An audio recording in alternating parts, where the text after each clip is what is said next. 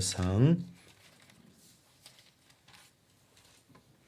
우리 16장 6절 7절 같이 한번 읽겠습니다. 그들이 오매 사무엘이 엘리압을 보고 이르기를 여호와의 기름 부으실 자가 과연 주님 앞에 있도다 하였더니 여호와께서 사무엘에게 이르시되 그의 용모와 키를 보지 말라. 내가 이미 그를 버렸노라. 내가 보는 것은 사람과 같지 아니하니 사람은 외모를 보거니와 나 여호와는 중심을 보느니라 하시더라. 아멘. 자, 저는 먼저 여러분 이번 주 오늘 드릴 설교에 대해서 잠깐 좀 소개를 할 텐데, 오늘 우리가 읽은 본문 말씀은 이 본문 말씀을 중심으로 기독교 신앙에 있어서 너무나 중요한 것, 어떤 것과 비교하기 어려울 정도로 너무나 중요한 어떤 진리에 대해서 오늘 배워보려고 합니다. 제가 종종 여러분들한테 어떤 말씀을 드리기 전에 그게 뭐다라고 시작할 때가 있지만, 오늘은 그것들을 미리 말씀드리지 않아도 여러분들은 설교를 들으면서 아, 이것을 말씀하시는 거구나 하면서 깨닫게 될 것입니다. 그리고 이것이 무엇인지 알 뿐만 아니라 정말로 그러한 것이구나, 정말로 이래야 되겠구나 하는 이런 마음의 변화까지도 우리 하나님이 여러분들에게 허락하여 주시기를 축복합니다. 자, 오늘 본격적인 본론 말씀으로 나아가기 전에 제가 짧게 읽었으니까 이 본문이 등장하게 된 배경에 대해서 여러분한테 먼저 간략히 소개하는 게 필요할 것 같아요.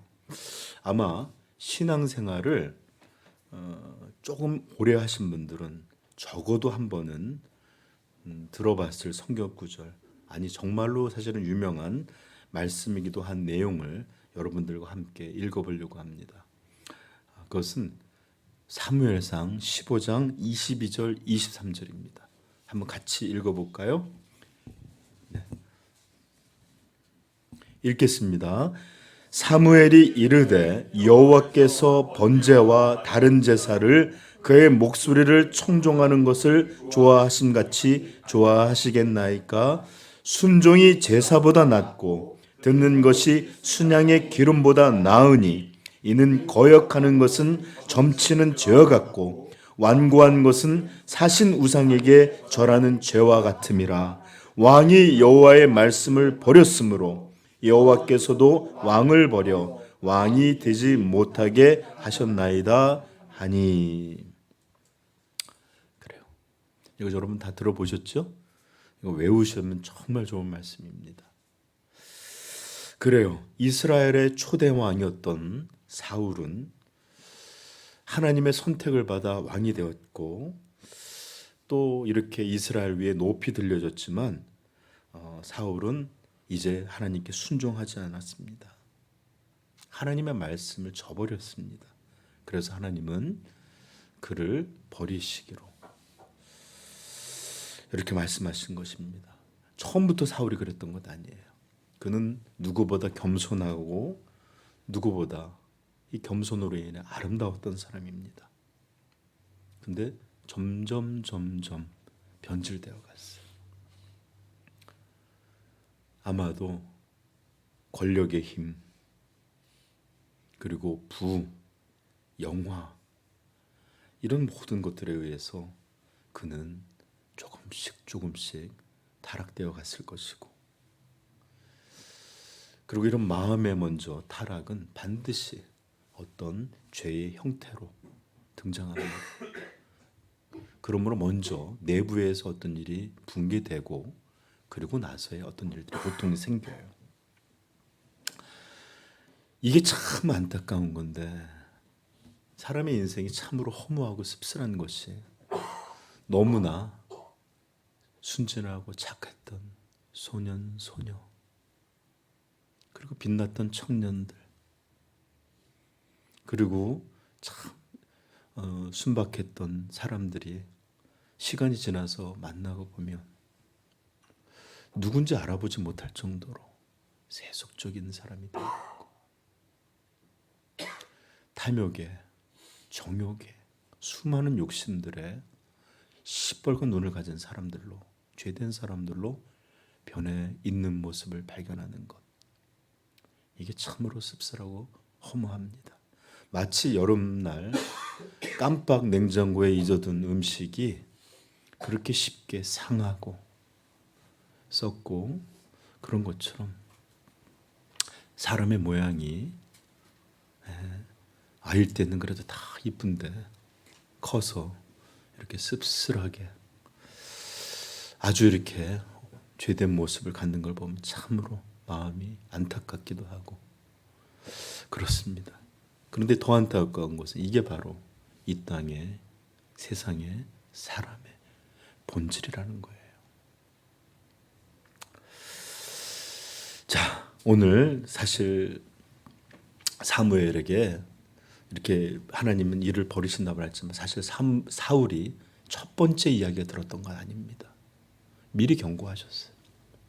근데도 사울은 변하지 않았고 두 번째 패할 것을 하나님 말씀하신 것입니다. 그래서 하나님께서는 이제 사울을 버리고 새 왕을 선택하게 됐는데 그게 이제 16장 1절부터 3절까지의 내용이 그런 내용입니다. 읽어볼까요?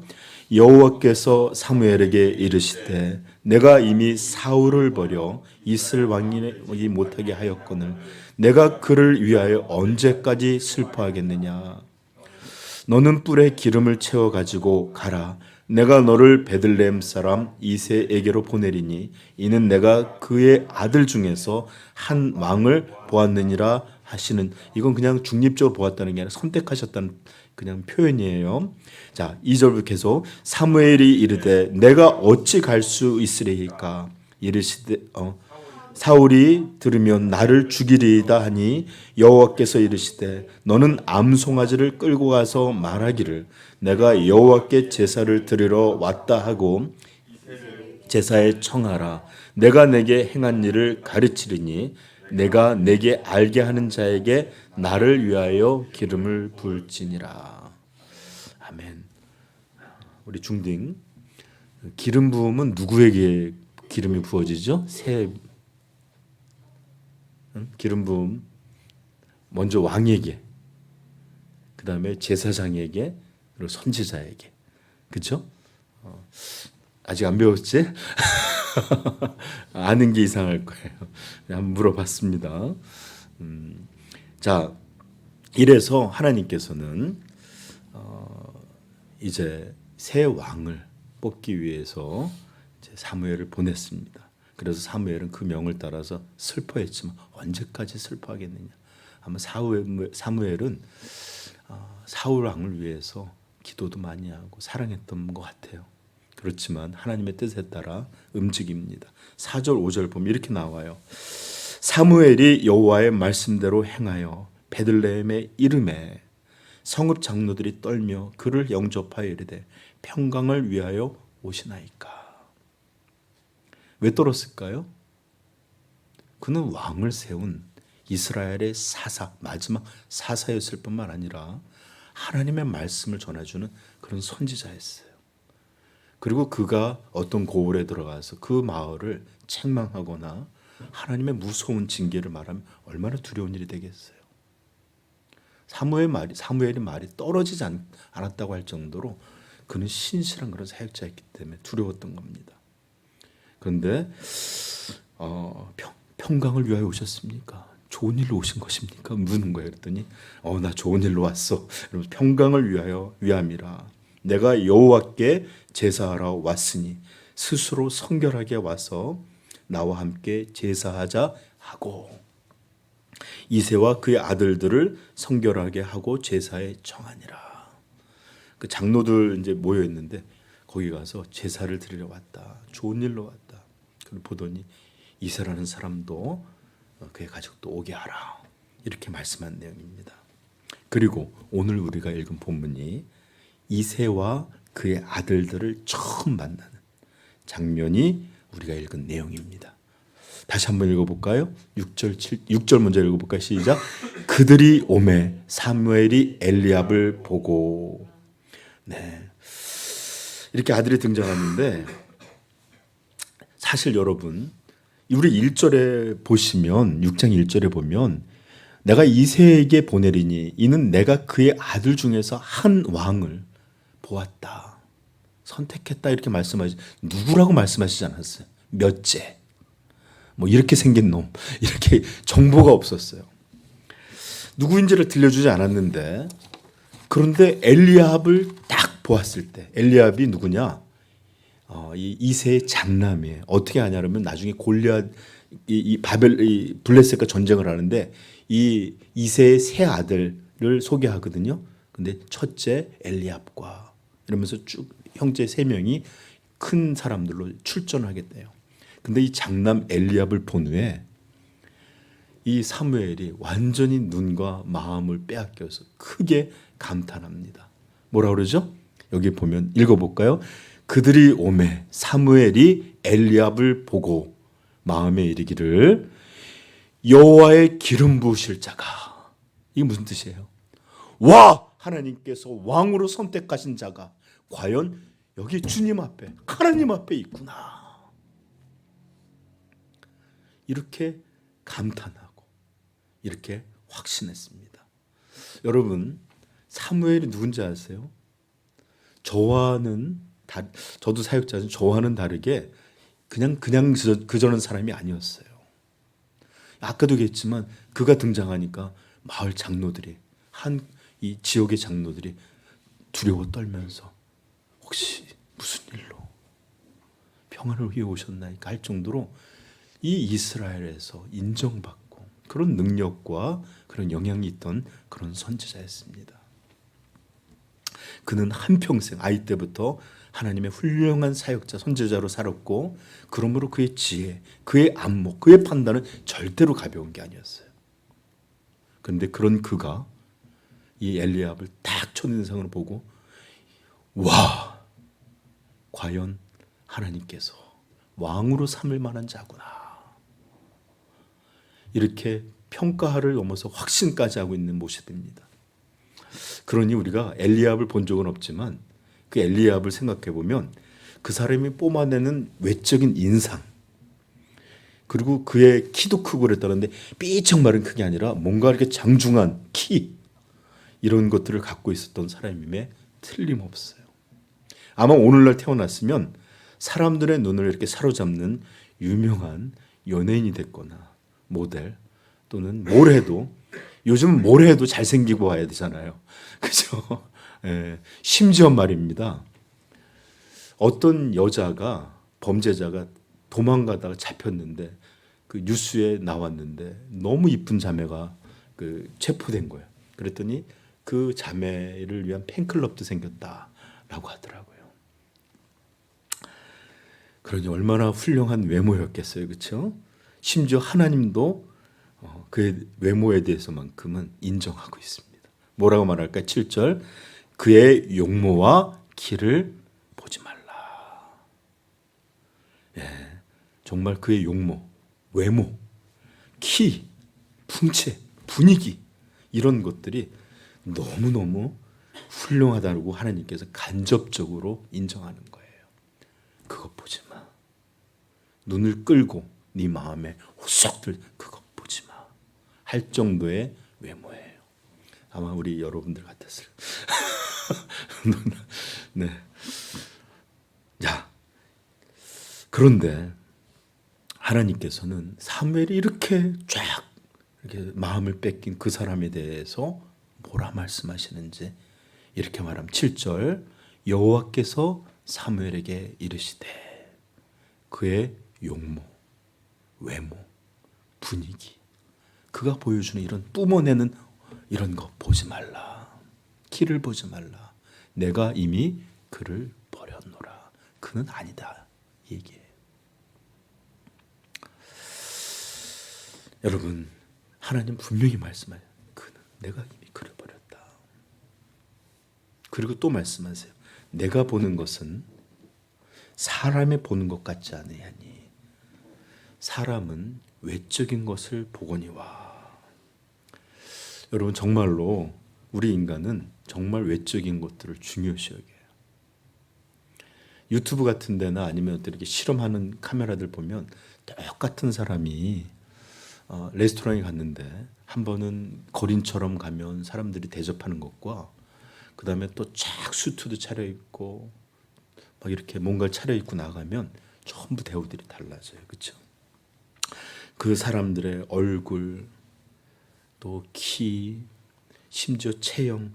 여러분, 종종 우리 인간이 정육점에 전시된 고기들도 아닐진데 마치 뭐 어디 부위가 이쁘다, 어디 부위가 훌륭하다. 그래서 무슨 미남 뭐 이런 식으로 신체 부위로 유명해지는 사람들이 있습니다. 또 그것을 아시지만 사람들도 자기가 좀 자랑스러워하는 부분들은 유독 이렇게 뽐내고 싶어하는 게 사람이에요.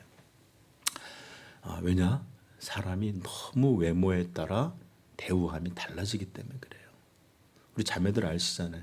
화장 좀 하고 갈 때의 우리 반응과 그냥 부시시했을 때의 반응이 꽤 차이 나잖아요. 그렇죠?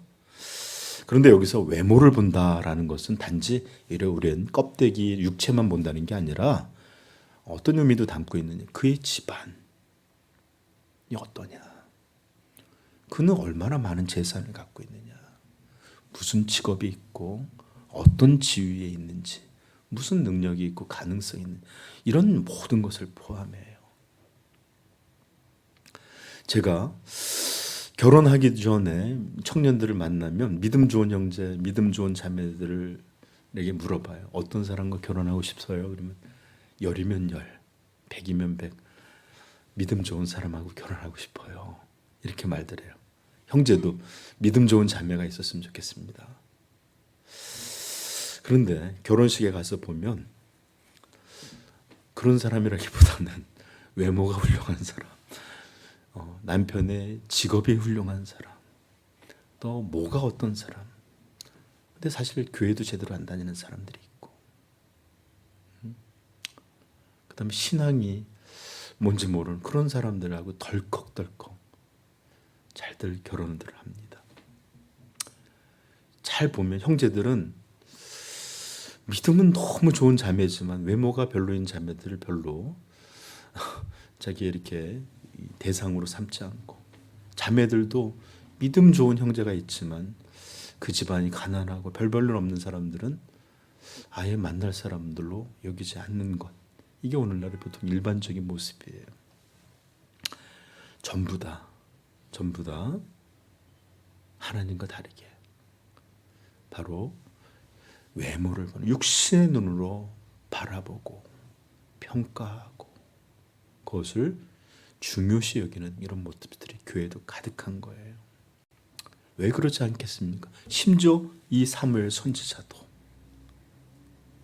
그의 외모와 그의 어떤 풍채와 이런 걸 보고서 와, 과연 하나님께서 이 이스라엘의 왕을 서로 삼을 자가 이구나 라고 외모에 빠져들 만큼 우리는 그런 사람들이에요. 그러므로 여러분들이 어떤 일들을 결정할 때마다 하나님의 음성을 기다리고 기도하지 않는다면 반드시 내 육신의 판단, 육신의 눈들로 결정하게 될 것이에요.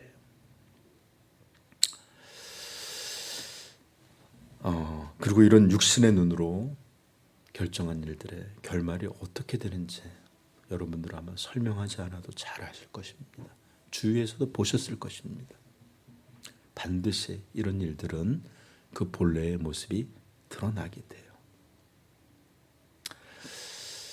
그러나 우리 감사하게도 우리 삼위영광교회 성도님들은 정말 믿음만 보고 결혼한 것처럼 보입니다. 비난하는 거 아니에요. 진짜로 믿음만 보고 결혼하셨으리라 믿습니다.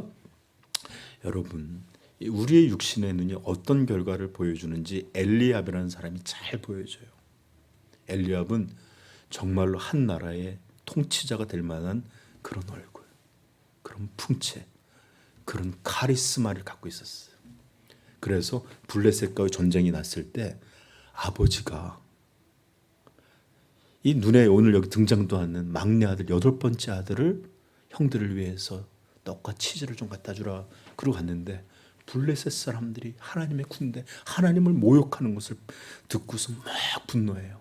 그래서 다윗과 골리앗이 일어나기 사건의 그 직전이에요. 그랬더니 다윗이 막 그렇게 의로운 분을 품고 있을 때 그 엘리에바라는 형이 뭐라고 말했는지 압니까? 17장 28절. 큰형 엘리압이 다윗이 사람들에게 하는 말을 들은지라 그가 다윗에게 노를 바라에 이르되 내가 어찌하여 이리로 내려왔느냐 들에 있는 양들을 누구에게 맡겼느냐 나는 내 마음의 교만과 내 마음의 완악함을 아노니 내가 전쟁을 구경하러 왔노라. 이러면서 이게 엘리압이 자기가 한 말로 등장하는 유일한 말이에요. 성도가 가진 거룩한 분노를 이해하지 못해요. 그리고 그렇게 불타고 있는 동생을 향해서 이 교만하고 완악한 것 이러고 말하고 있는 거예요. 이게 바로 훌륭한 외모를 갖고 있었던 사람의 믿음이요 마음이었던 거예요. 모습은 너무나 영웅적인 사람이었어요. 생긴 건 영웅이에요. 그런데 그 마음은 너무나 초라하고 비겁한 이런 모습으로 드러나 있는 것입니다. 그러므로 여러분 절대로 내 눈이 보는 것대로 믿지 마십시오. 그러나 감사하게도 하나님의 눈은 외모에 속지 않습니다. 겉모습에 흉내에 속지 않습니다. 절대로 사람과 같지 않습니다. 그래서 이사야 55장 8절에 이는 내 생각이 너희의 생각과 다르며 내 길은 너희의 길과 다름이니라. 여호와의 말씀이니라. 이는 하늘이 땅보다 높음 같이 내 길은 너희의 길보다 높으며 내 생각은 너희의 생각보다 높음이니라. 사랑하는 성도 여러분, 그렇다면 하나님의 눈은 이렇게 인간과 다르다는데 과연 하나님 도대체 무엇을 보실까요? 네, 우리 7장 이렇게 말하죠. 내가 보는 것은 사람과 같지 아니하니 사람은 외모를 보거니와 나 여호와는 중심을 보느니라. 그렇습니다. 하나님은 중심을 보십니다. 어떤 분은 오해해서 목사님 여기서부터 여기까지 중에 어디가 배꼽쯤이 중심일까요? 이렇게 생각하는 이가 아무도 없죠. 중심은 뭘 말하는 겁니까? 마음입니다. 그래요. 인간은 저는 여러분들 여기 있으면 껍데기를 봐요. 이렇게 옷들을 잘 차려입고 깨끗이 이쁘게 보면 준비가 잘 되어 왔구나. 여기지만 하나님은 중심을 보십니다. 여러분들의 화장 넘어, 여러분들의 옷 넘어, 여러분들의 씻은 그 넘어, 여러분들의 심령 그것을 지금도 보고 계십니다.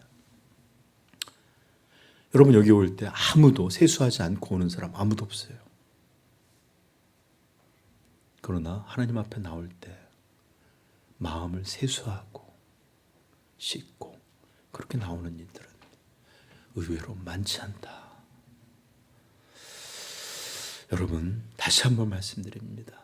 오늘 하나님의 말씀, 사람은 외적인 것을 보지만 전능한 하나님은 그 사람의 중심, 마음을 보신다 라고 분명히 우리에게 들려주고 있습니다.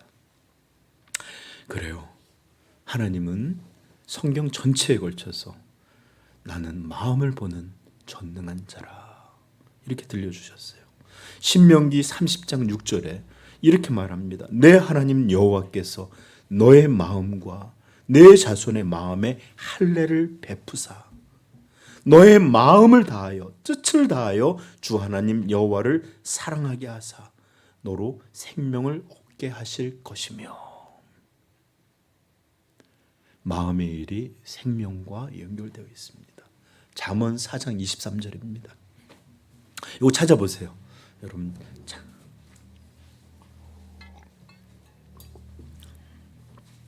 잠언 4장 23절.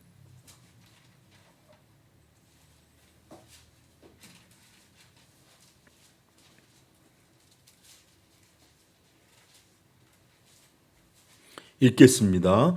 모든 지킬 만한 것 중에 더욱 내 마음을 지키라. 생명의 근원이 이에서 날미니라. 아멘. 모든 지킬 만한 것들. 여러분, 우리 건강 지키려고 애쓰죠? 재정 지키려고 애쓰죠? 이런저런 가정을 가지고 애쓰죠? 그러나 이런 지킬 만한 것보다 더 지켜야 될 게 우리의 마음이라는 거예요. 왜? 이 마음에서 생명이 결정되기 때문입니다. 에베소서 4장 18절도 이렇게 말합니다. 18절 19. 그들의 총명이 어두워지고 그 가운데 있는 무지함과 그들의 마음의 굳어짐으로 말미암아 하나님의 생명에서 떠나 있도다. 그들이 감각 없는 자가 되어 자신을 방탕에 방임, 뭐예요? 자신의 마음을 방탕에 방임하며 모든 더러운 것을 욕심으로 행하되. 이렇듯 우리의 생명은, 우리 인간의 영원한 생명은 이렇게 마음과 철저히 연결되어 있습니다. 여러분, 하나님께서 당시의 예수님께서 당시의 이스라엘을 어떻게 평가했는지 아십니까? 마가복음 7장 6절에 이사야 이야기를 하시면서 이렇게 말씀하십니다. 이르시되 이사야가 너희 외식하는 자에 대하여 잘 예언하였도다. 기록되었으되 이 백성이 입술로는 나를 공경하되 마음은 내게서 멀도다. 여러분, 이스라엘은 하나님을 떠난 적이 없어요. 이스라엘이 떠난 것은 몸이 아니었습니다. 그들은 철저하게 형식에 맡겨 제사를 드렸고 바깥에 나오면 손을 씻었고 어떨 때는 어떻게 해야 되는 정말 이 종교적인 이런 형식들의 열성을 당하여 행했던 사람들입니다. 그들은 이스라엘 한 번도 몸을 떠난 적이 없었어요. 다만 그들이 떠난 것, 그들에게 없었던 것, 그들이 멀었던 것, 그것은 무엇입니까? 마음. 하나님을 경외하는 마음, 하나님을 기뻐하는 마음, 하나님을 갈망하는 마음, 하나님을 즐거워하고 사랑하는 마음, 이 마음만이 없었던 거예요. 이게 바로 이스라엘의 죄악입니다.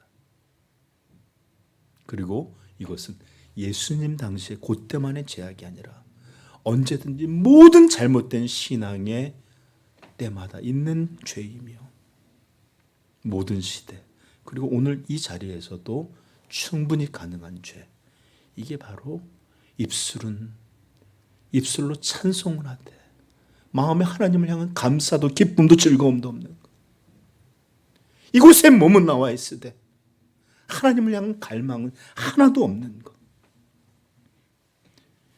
이것이 바로 타락한 백성입니다. 그래서 디모데후서 3장 5절에 이렇게 말합니다. 경건의 모양은 있으나 경건의 능력은 부인하니 이 같은 자들에게서 내가 돌아서라. 그러나 여러분들, 그것 앞에 있는 말씀들을 살펴보면 우리는 이 말씀이 얼마나 무서운 말씀인지를 알게 되는데, 여러분 디모데후서 3장 찾아보십시오.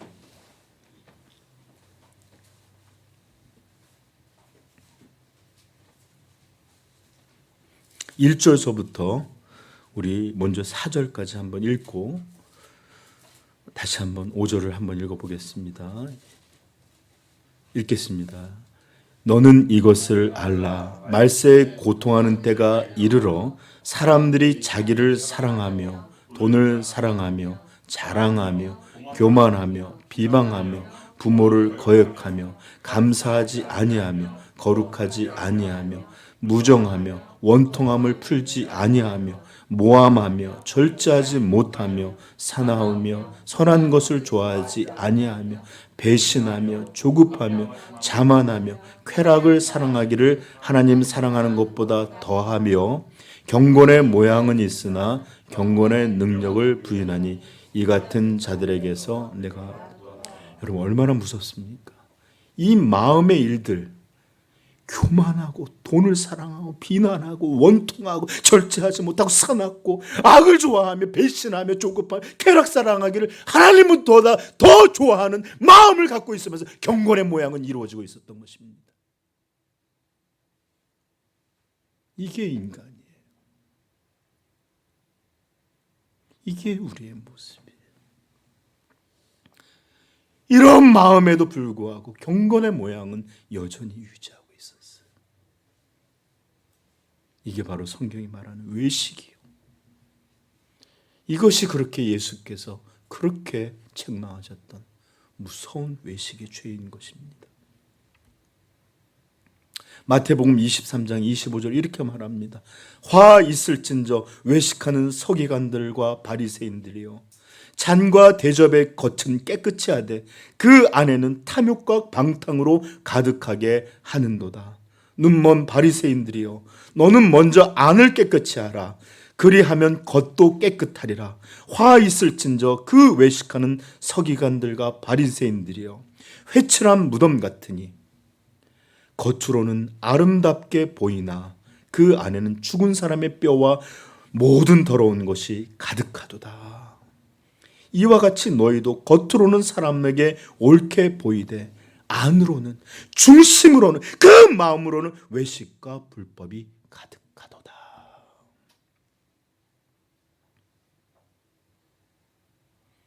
이게 바로 이스라엘의 종교 지도자들을 향한 예수님의 아주 엄중한 책망이었습니다.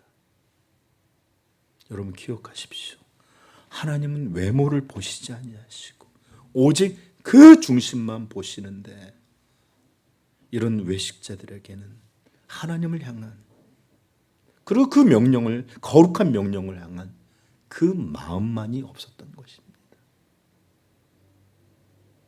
이스라엘의 예수님 당시에 얼마나 종교가 성행했는지 몰라요. 얼마나 바리새인들, 사두개인들, 제사장들 얼마나 그렇게 열렬히 그런 형식들을 따랐는지 모릅니다. 그런데 예수님 말씀하시는 거예요. 입술로는 나의 이름을 부르되 내게 오되 마음은 내게서 멀도다. 여러분 잠언 23장 27절에 이런 말씀이 나옵니다. 대저 그 마음의 생각이 어떠하면 그 위인도 그러한지. 이게 뭔 뜻이냐? 바로 어떠한 마음이 그러면 그 사람도 그렇다. 마음이 바로 그 사람이라는 겁니다. 그 사람의 본질은 어떤 것이 아니에요. 바로 그 사람의 마음입니다. 이게 하나님이 창조하신 인간의 참 본질이에요. 여러분 우리가 어떤 사람은 선하다, 악하다 할 때 그 외모 때문에 그럽니까? 인상이 더러웠기 때문에 저 사람 악하다 이렇게 말해요. 우리는 그렇게 판단할지 모르지만 하나님 아니에요. 그리고 우리도 아는 사람 그렇게 판단하지 않습니다. 그의 마음이 참으로 악할 때 악한 사람이다. 보기에는 흉측하게 생겼는데 참 행하는 게 선한 때 그는 참 선한 사람이다.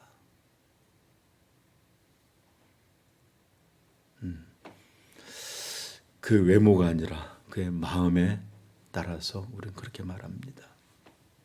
그리고 그의 행위들은 그의 마음이 어떠한 모양인지를 보여주는 좋은 증거예요.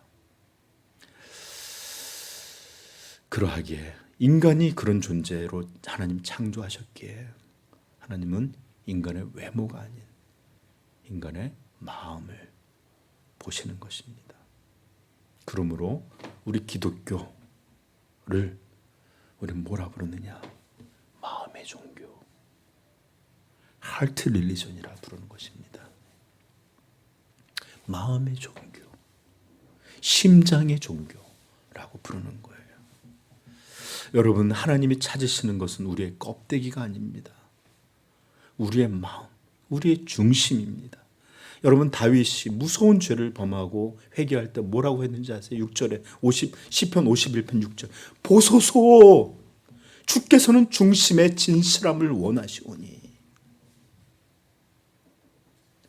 눈물 짜는 그 모습, 그냥 무릎 꿇고 있는 게 마음의 중심을 원하시오니 그 진실함을 원하시오. 그리고 또 기도합니다. 나에게 정한 마음을 창조하여 주옵소서. 정한 마음. 여러분, 제가 다시 한번 얘기하자. 몸은 여러분들 여기에 나와 있습니다. 참 귀한 일이에요. 여러분 정말로 하나님 앞에 매번 어떤 이렇게 예배의 자리를 빼지지 않고 성실하게 꾸준하게 이렇게 예배의 자리를 지키는 것 귀한 일입니다. 그러나 여기 나와 있는 사랑하는 성도 여러분, 몸은 분명히 여기 나와 있는데 그렇다면 여러분의 중심, 여러분들의 마음, 우리 하나님이 보시는 그것은 하나님께 가까이 있습니까?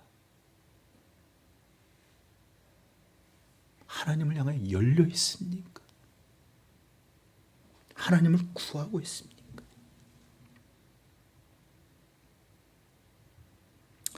하나님은 예배자의 다른 어떤 것 보지 않으세요. 오직 마음을 보십니다. 이것이 정말로 중요한 예배자의 예배자가 하나님 앞에 드려야 될 가장 귀한 예물입니다. 우리 하나님은 철저히 마음을 보시는, 우리 기독교는 철저히 마음의 종교다라는, 마음의 신앙이다라는 것을 여러분 절대 잊지 않기를 간절히 축복합니다. 하나님은 중심을 보시고, 다시 한번 말씀드리지만 그 진실함을 찾으시고, 참된 신앙은 바로 성도의 심장에서 이루어집니다. 그래서 에베소서 3장 17절에 이렇게 말해요. 믿음으로 말미암아 그리스도께서 너희 마음에 계시게 하셨고. 그래서 여러분들, 우리를 마음의 종교라고 부르는데 여러분 거듭남, 그래서 거듭남이라는 것을 우리 신학적으로 회심이다라고 표현할 때도 있어요. 회심, 그게 뭔 뜻이에요? 마음의 변화. 거듭난다는 거 다른 거 아니에요. 마음의 변화. 여러분 거듭난 사람들이 외모로 달라져요? 예, 변하는 거 없어요. 예를 들어 거듭나면 십자가 여기 보여지는 것도 아니고 이렇게 뜨면 여기 후광이 나타나는 것도 아니에요. 달라지는 거 아무것도 없습니다. 오직 변하는 거 마음이에요. 마음. 그리고서 이 마음이 변한 사람을 이제 성경에서는 새 사람, 왜? 육체는 그대로 있지만 그의 육체를 지배하는 마음이, 영혼이 달라져 있기 때문에 새 사람, 새 생명이라고 부르는 거예요. 그리고 이렇게 변화된 새 생명, 새로운 사람에게 예수님이 이런 명령을 주십니다. 마태복음 22장 37절 38, 예수께서 이르시되 내 마음을 다하고 목숨을 다하고 뜻을 다하여 주 너의 하나님을 사랑하라. 이것이 크고 첫째 되는 계명이요. 사랑뿐만 아니라 마태복음 18장 35절은 용서도 말씀하시는데 너희가 각각 마음으로부터 형제를 용서하지 아니하면 너희 하늘아버지께서도 너희에게 이와 같이 하시리라. 사랑뿐 아니라 용서도 입의 용서가 아니라 마음의 용서를 하나님은 명하고 계십니다. 너희가 각각 마음으로 형제를 용서하지 아니하면. 여러분 보십시오. 하나님이 찾으시는 건 마음입니다. 하나님이 명하시는 것도 마음입니다. 그리고 다시 한번 말씀드리죠. 마음 아닌 것은 결코 찾지 아니하십니다. 그러기에 하나님께서 예물에 대해서도 황소를 드림보다, 그 귀한 황소를 한 마리 드림보다 진정한 찬양을, 마음이 담긴 하나님께 감사를 더 기뻐하시는 분이시다. 이렇게 말씀하고 계시는 거예요. 이제 여러분들의 말씀을 제가 정리할 텐데 사실 기독교에 있어서 마음에 대한 진리는 너무나 거대하고 넘쳐나요. 제가 만약에 여러분들만 괜찮다면 1년 내내 마음에 대한 설교만 하라 해도 모자르지 않는 게 성경의 마음에 대한 진리들입니다. 그러나 오늘 이제 말씀을 맺으면서 여러분들에게 두 가지 말씀만을 여러분들에게 읽어드리고 마치고자 합니다. 첫 번째는 창세기 6장 5절서부터 7절 말씀입니다. 잘 들어주시길 바라요. 안 찾아볼까요? 찾아보십시다. 창세기 6장 5절.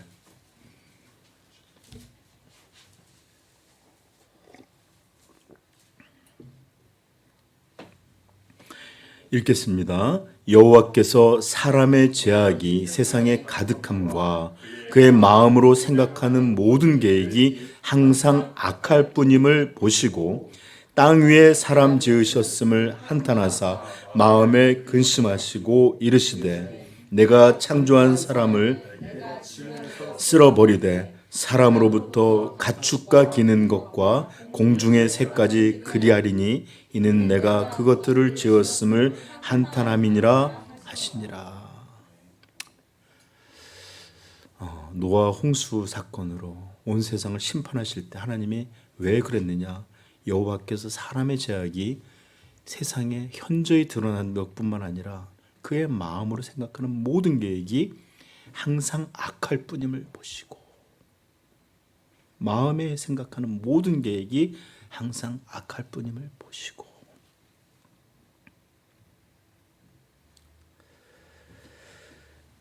베드로전서 3장 3절 말씀도 3절 4절 말씀도 제가 읽어드리겠습니다. 잘 들어주십시오. 이것은 사실 여인들에게 한 말이지만 우리 모든 형제들에게도 동일한 말씀입니다. 너희의 단장은 머리를 꾸미고 금을 차고 아름다운 옷을 입는 외모로 하지 말고 오직 마음에 숨은 사람을 온유하고 안정한 심령에 썩지 아니할 것으로 하라. 이는 하나님 앞에 값진 것이니라. 사랑하는 성도 여러분, 이렇게 두 가지 길이 여러분 앞에 있습니다. 마음의 욕심을 따라, 그 죄의 욕심을 따라 계속해서 그것대로 살아가는 한 길과, 이제 우리의 외모나 이런 것을 취하고 이런 것을 꾸미는 것이 아니라 오직 마음에 숨은 사람을 온유하고 안정한 심령에 썩지 아니할 것으로 하나님 앞에 값진 이런 모양으로 나아갈지, 여러분들한테 두 가지 마음의 길이 이제 여러분 앞에 제공되고 있습니다. 사랑하는 성도요, 어떤 마음의 길로 나가시려십니까? 아니, 어떤 길로 나아가야 하겠습니까? 반드시 우리의 마음은 우리의 삶, 우리의 영혼을 통해서 열매 맺게 될 것이고,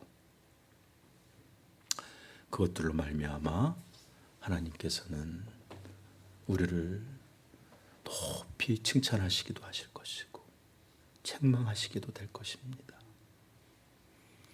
오늘 말씀 다시 한번 읽어보면서 7절 읽어보면서 오늘 말씀을 마치겠습니다. 사무엘 16장 7절.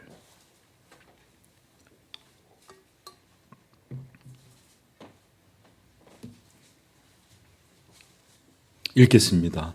여호와께서 사무엘에게 이르시되 그의 용모와 키를 보지 말라. 내가 이미 그를 버렸노라. 내가 보는 것은 사람과 같지 아니하니 사람은 외모를 보거니와 나 여호와는 중심을 보느니라 하시더라. 기도하겠습니다.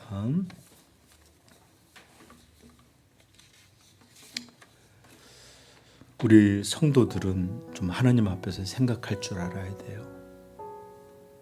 자신을 살필 줄도 알아야 돼요. 지금 제가 여러분들 바라보면 다 잘 입고 오셨고 외모들이 참 훌륭하십니다. 그러나 오늘 하나님이 여러분들의 중심과 마음을 바라보실 때 그때도 아름다울지, 그때도 준비되어 있을지, 그때도 훌륭할지 여러분 돌아보시길 바랍니다. 그리고 하나님께서는 추하고 더럽고 악하고 탐심과 정욕에 가득한 우리들의 마음을 위하여, 우리의 육신을 위하여 비누고 있는 것처럼 우리의 이런 더러운 마음을 위하여 예수의 보혈의 피라는 것을 우리에게 허락해 주셨습니다. 그러므로 그 피에, 그 샘에 모든 것을 담으면 깨끗하게 될 줄로 믿고, 여러분들 오늘 정직히 우리 하나님 앞에 마음을 보이시고 돌이키시고 새로워지시기를 축복합니다. 기도하겠습니다.